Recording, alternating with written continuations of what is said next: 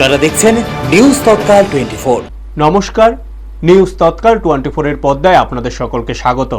আপনাদের সাথে আমি দেবব্রত। দেখে নেব এখনকার সংবাদ শিরোনামগুলি। ঋতুরাজের রঙে বিলোনিয়ায় বসন্ত উৎসব উদযাপন।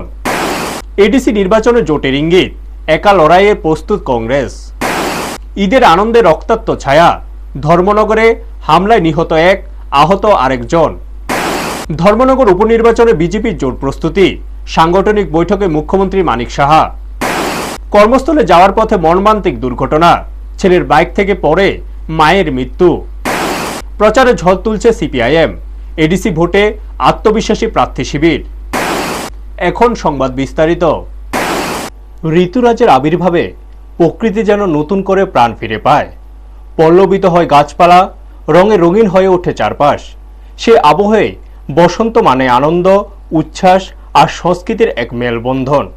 এই মনোরম পরিবেশকে ঘিরে বিলোনিয়ায় সবুজ কণ্ঠ গানের ক্লাসের উদ্যোগে উদযাপিত হলো বসন্ত উৎসব। বাংলা বর্ষপঞ্জি অনুযায়ী ফাল্গুন ও চৈত্র মাস জুড়ে চলা বসন্তের শেষ লগ্নে বিলোনিয়া শিশু উদ্যানের বটবৃক্ষের নিচে মুক্তমঞ্চে অনুষ্ঠিত হয় এই আয়োজন। অনুষ্ঠানের শুভ উদ্বোধন করেন বিলোনিয়া পুর পরিষদের চেয়ারপারসন নিখিল চন্দ্র গোপ। উপস্থিত ছিলেন পুর পরিষদের কাউন্সিলরগণ, স্থানীয় কবি সাহিত্যিক এবং সাংস্কৃতিক ব্যক্তিত্বরা। নাচ ও গানের মাধুর্যে মুখরিত হয়ে ওঠে গোটা পরিবেশ, যেন বসন্ত নিজে নেমে এসেছে মঞ্চে। অনুষ্ঠানে বসন্ত ঋতু ও বসন্ত উৎসবের তাৎপর্য তুলে ধরেন উদ্বোধক নিখিল চন্দ্র গোপ। প্রকৃতির নবজাগরণকে ধারণ করে এমন উৎসবের মাধ্যমে সমাজের সৌন্দর্য, সম্প্রীতি ও সাংস্কৃতিক চেতনার বার্তা ছড়িয়ে দেওয়ার কথা তিনি উল্লেখ করেন। ব্যুরো রিপোর্ট, নিউজ তৎকাল 24। বসন্ত উৎসবকে বরণ করে নিয়েছে, সবাই মিলে আজকে এই উৎসব পালন করছি। শীতের পরেই এই বসন্ত আসে। আমরা শীতে অপেক্ষা করে থাকি কখন বসন্ত আসবে, কবে আসবে বসন্ত। এই প্রকৃতির যে খেলা বসন্ত ঋতু, যেটা প্রকৃতির মাধ্যমে আমাদের জানান দেয় যে পৃথিবী আবার নতুন ভাবে জেগে উঠছে, আবার সে নতুন রূপে সেজে উঠছে এই পৃথিবীকে রক্ষা করার জন্য। তা আমরাও প্রকৃতির তালে তালে আমরাও মেতে উঠি যে আমরা নতুন ভাবে জেগে উঠবো, আমরা নতুন ভাবে আবার আমাদের জীবন শুরু করব এবং তাতে আমরা এই পৃথিবীকে নতুন ভাবে সেজে রঙে প্রকৃতির যেভাবে চলে সেভাবে চলার আমরা প্রেরণা পাই। তা আমরা বিলোনিয়ার আজকে এই সবুজ কণ্ঠ সাংস্কৃতিক সংস্থা এই উৎসব আয়োজন করেছে। এই সংস্থাকে শুভেচ্ছা জানাই, অভিনন্দন জানাই। নির্বাচনের আগমনী হাওয়ায় রাজনৈতিক অঙ্গনে বাড়ছে জল্পনা কল্পনা, জোরদার হচ্ছে কৌশল নির্ধারণের পর্ব। সেই প্রেক্ষাপটে আসন্ন এডিসি নির্বাচনকে সামনে রেখে কংগ্রেসের তৎপরতা এখন তুঙ্গে। এই লক্ষ্যে কংগ্রেস ভবনে অনুষ্ঠিত এক গুরুত্বপূর্ণ বৈঠকে প্রদেশ কংগ্রেস সভাপতি আশিস কুমার সাহা জানান, দল 28টি আসনে লড়াইয়ের প্রস্তুতি নিচ্ছে। পাশাপাশি এডিসিতে সক্রিয় দুটি আঞ্চলিক দলের সঙ্গে জোট গঠনের সম্ভাবনার কথাও ইঙ্গিত দেন তিনি স্পষ্ট করে বলেন, যদি জোট বাস্তবায়িত না হয় তবে কংগ্রেস প্রথমবারের মতো পাহাড়ে এককভাবে নির্বাচনী লড়াইয়ে নামবে। এক্ষেত্রে দলীয় শক্তি ও সংগঠনের উপর ভরসা রেখে জোরদার লড়াই গড়ে তোলার আশাবাদ ব্যক্ত করেন তিনি। সব মিলিয়ে আসন্ন এডিসি নির্বাচনকে কেন্দ্র করে কংগ্রেসের কৌশল ও অবস্থান এখন রাজনৈতিক মহলে নতুন করে আলোচনা তৈরি করছে। ব্যুরো রিপোর্ট, নিউজ তৎকাল 24। আগামী 12ই এপ্রিল রাজ্যে TTADC, Tripura tribal autonomous area autonomous district council নির্বাচন। এই নির্বাচনকে সামনে রেখে কংগ্রেস দল সব কয়টি আসনে নির্বাচনে প্রতিদ্বন্দ্বিতা করতে যাচ্ছে। আমাদের সঙ্গে আরও দুটো রাজনৈতিক দল, ছোট ছোট দল হলেও তাদের এই রাজ্যে একটা শক্তি বিভিন্ন জায়গায় আছে, তারাও আমাদের সাথে সহযোগিতা করার জন্য এগিয়ে আসছে। আজকে এই ব্যাপারে চূড়ান্ত সিদ্ধান্ত হবে। আমাদের নেতৃবৃন্দরা এসছেন, প্রত্যাশী যারা আমাদের কাছে আবেদন করেছেন তাদের সঙ্গে আজকে আমাদের মত বিনিময় হচ্ছে এবং আমরা তাদেরকে কোন কোন আসনে কে কে নির্বাচন লড়াই করার মতো, যাদের আমরা প্রত্যাশী রূপে উপযুক্ত মনে করব, তাদেরকে আমরা আজকে ক্যান্ডিডেট হিসাবে বিবেচনা করে তাতে সিলমোহর। উৎসবের আলো আর আনন্দের মাঝে হঠাৎ নেমে এলো গভীর অন্ধকার। হাসির দিনে কান্নার রোল ছড়িয়ে পড়ল চারদিকে। পবিত্র ঈদ উল ফিতরের আনন্দ মুহূর্তে বিষাদে পরিণত হলো উত্তর ত্রিপুরার ধর্মনগরের মঙ্গলখালী এলাকায়। শনিবার ঈদের দিনেই পুরনো শত্রুতার জেরে ঘটে যায় এক মর্মান্তিক ঘটনা। অভিযোগ, পূর্ব পরিকল্পিতভাবে একদল দুষ্কৃতী দুই ভাই খালেদ আহমেদ ও জুনায়েদ আহমেদের উপর ধারালো অস্ত্র ও লাঠিসোঁটা নিয়ে অতর্কিত হামলা চালায়। এই ঘটনায় গুরুতর জখম হন দুজনই। রক্তাক্ত অবস্থায় স্থানীয়রা দ্রুত তাদের উদ্ধার করে হাসপাতালে নিয়ে যাওয়ার চেষ্টা করেন। পথে কৃষ্ণপুর এলাকা থেকে ফায়ার সার্ভিসের সহায়তায় তাদের ধর্মনগর জেলা হাসপাতালে পৌঁছে দেওয়া হয়। তবে অবস্থার অবনতি হওয়ায় চিকিৎসকরা উন্নত চিকিৎসার জন্য বহিরাজ্যে রেফার করেন। দুর্ভাগ্যবশত শিলচর হাসপাতালে পৌঁছানোর আগে খালেদ আহমেদের মৃত্যু হয়। অপরদিকে জুনায়েদ আহমেদের অবস্থা এখনো সংকটজনক। এই ঘটনায় অভিযুক্ত হিসাবে একই এলাকার একরাম আলী, মঈন উদ্দিন, সাব উদ্দিন, হায়দার আলী ও জুবেল আহমেদের নাম উঠে এসেছে। ঘটনার পর থেকে তারা পলাতক বলে জানা গেছে। ইতিমধ্যে ধর্মনগর থানায় একটি লিখিত অভিযোগ দায়ের হয়েছে। উৎসবের দিনে এমন নৃশংস ঘটনার পর এলাকা জুড়ে চাঞ্চল্য ও আতঙ্ক ছড়িয়ে পড়েছে। ব্যুরো রিপোর্ট, নিউজ তৎকাল 24। হয়েছিল ঘটনাটি একটু বলবেন। মঙ্গলখালী পঞ্চায়ে 5 নং ওয়ার্ডে দুইজন যুবক এবং বাস্তুতে এবং কাজে যাওয়ার বাদে তার একটা গরু, বড় গরু বান্ধিয়া নিয়ে বনতায় ধোয়া হয়েছে। এই গরু আনা যাওয়ার পরে তারা দয়াটারে এবং তারা 15-20 জন মানুষে তারা বেরিয়ে আক্রমণ করা হয়েছে। আর এই জুবেল আহমদ যেটা, এটা তার রড সিমেন্ট নিয়ে আমার ছোটো ভাই খালেদ আহমদের দোকান থেকে নিয়ে তার বিল্ডিংটা বানাইছে। বিল্ডিংটা বানাইয়া টাকা দেওয়ার হইয়া টাকাটা দেয় না, কম বেশ 1.5 লাখ টাকার মতন। এই টাকাটা দেয় না, তারা এইভাবে নিয়ে আজকে এই গরুটা বাঁধিয়ে নিয়ে তারা এই আক্রমণ করছে তারা বাড়ি। আপনার কাছে একটা কল আছে আপনার 4:05টার দিকে এই মঙ্গলখালীতে মানে মারামারি হয়েছে বইয়া। আমরা সেই মতো গেছি। আমরা কৃষ্ণপুর বাজার যাওয়ার আগেই তারা গাড়ি দিয়ে নিয়ে আসছে। আমরা রাখাইয়া আমরা গাড়িতে তারা উঠাই দিয়েছি। আমরা তারা ধর্মনগর ডিস্ট্রিক্ট হসপিটালে নিয়ে দিয়েছি। একজনের নাম হয়েছে জুনেল আহমেদ 37 ইয়ার্স, আরেকজনের নাম হচ্ছে খালেদ আহমেদ, বয়স হয়েছে 33 ইয়ার্স। একটু আগে দুইজন পেশেন্ট আমরা দেখেছিলাম যে গুরুতর আহত হয়ে এসেছিলেন, মঙ্গলখালীতে ঘটনা ঘটেছিল। এই ব্যাপারে তাদের কি চিকিৎসা হয়েছে বা তাদের অবস্থা এখন কি আছে বলবেন একটু।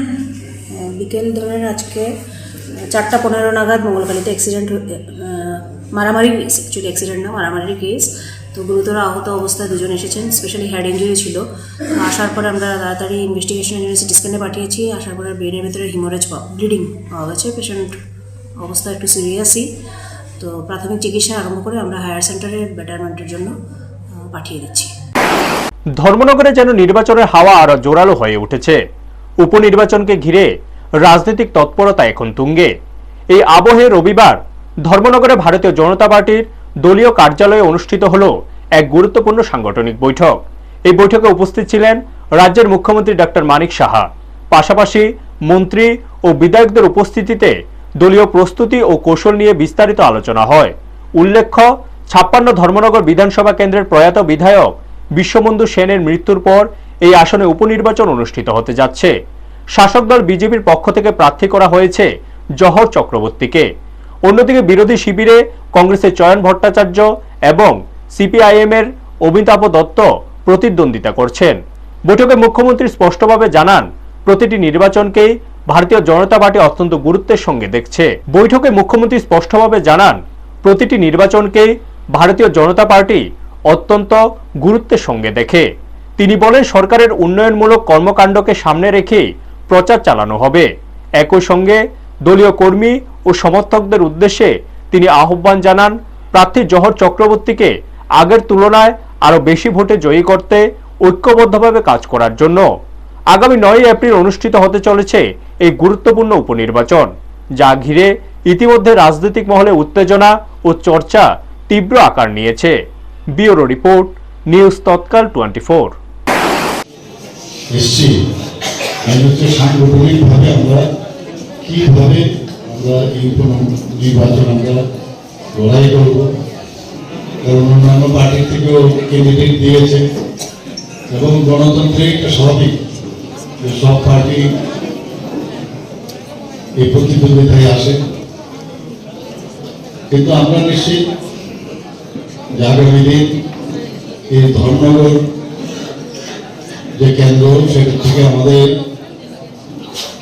ভারতীয় জনতা পার্টির তরফ থেকে যাকে নিয়ে মনোনীত করা হয়েছে শ্রী জহর চক্রবর্তী, এর আগে যে ভোটে আমরা ভারতীয় জনতা পার্টি জিতেছিল তার থেকে আরো বেশি বেশি ভোটে জিতবে এবং প্রকৃত অর্থে আমরা শ্রী জহর চক্রবর্তী থেকে আমরা জানি, আপনারা আমার থেকে আরো বেশি জানেন, সাংবাদিক বন্ধুরা এখানকারই, তো খুবই জনপ্রিয় সব দিক থেকে। তো সেই বিষয়ে আমরা আজকে এখানে সাংগঠনিকভাবে আমরা কিভাবে মানুষের কাছে যাব, আমাদের ত্রিপুরার যে ডেভেলপমেন্ট হয়েছে, আমাদের ভারতবর্ষের মাননীয় প্রধানমন্ত্রীজি কিভাবে মানুষের জন্য কাজ করছে, আমরা মেইন ডেভেলপমেন্ট, আইন শৃঙ্খলা ইত্যাদি নিয়ে মানুষের কাছে যাব। সকালে স্বাভাবিক ছন্দ মুহূর্তে ভেঙে গেল এক মর্মান্তিক দুর্ঘটনায়। কর্মস্থলে যাওয়ার পথে ছেলের বাইক থেকে ছিটকে পড়ে প্রাণ হারালেন এক মা। মতিনগর এলাকার অঙ্গনওয়াড়ি সেন্টারের হেল্পার অনিতা ঘোষ প্রতিদিনের মতো এই দিনও সকাল প্রায় 8টা নাগাদ ছেলের বাইকে চড়ে কাজে যাচ্ছিলেন।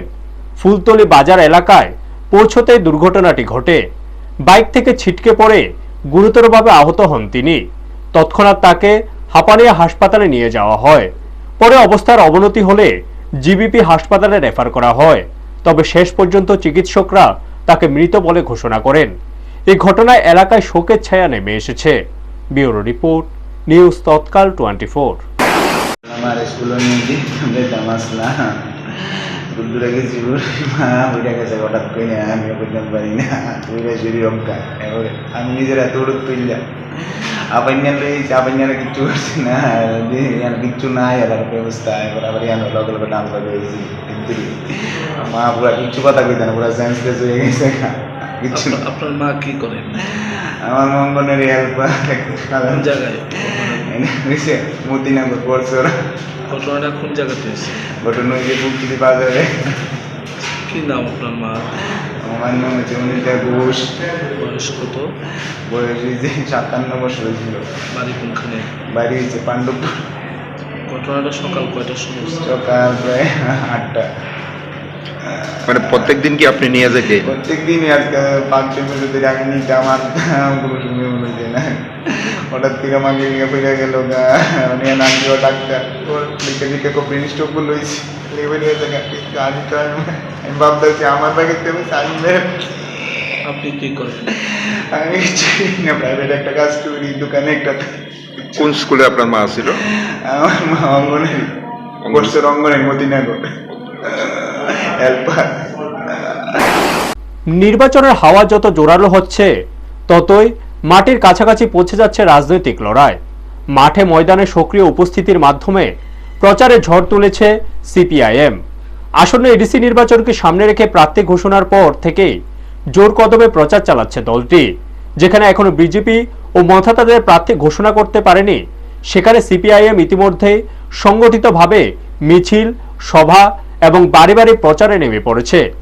রবিবার কাঠালিয়া মির্জা রাজাপুর কেন্দ্রে সিপিআইএম প্রার্থী পরীক্ষিত মুরা সিং এর সমর্থনে দশরথবাড়ি এডিসি ভিলেজের বিভিন্ন এলাকায়, বিশেষ করে দশরথবাড়ি ও কলাক্ষেত এলাকায় বাড়ি বাড়ি প্রচারে নামেন দলের কর্মীরা। প্রচারের সময় সাধারণ মানুষের কাছ থেকে ভালো সাড়া মিলছে বলে দাবি করেন কর্মীরা। তারা জানান, বহু মানুষ বর্তমান শাসক দলের বিরুদ্ধে বিভিন্ন অভিযোগ তুলে ধরছেন।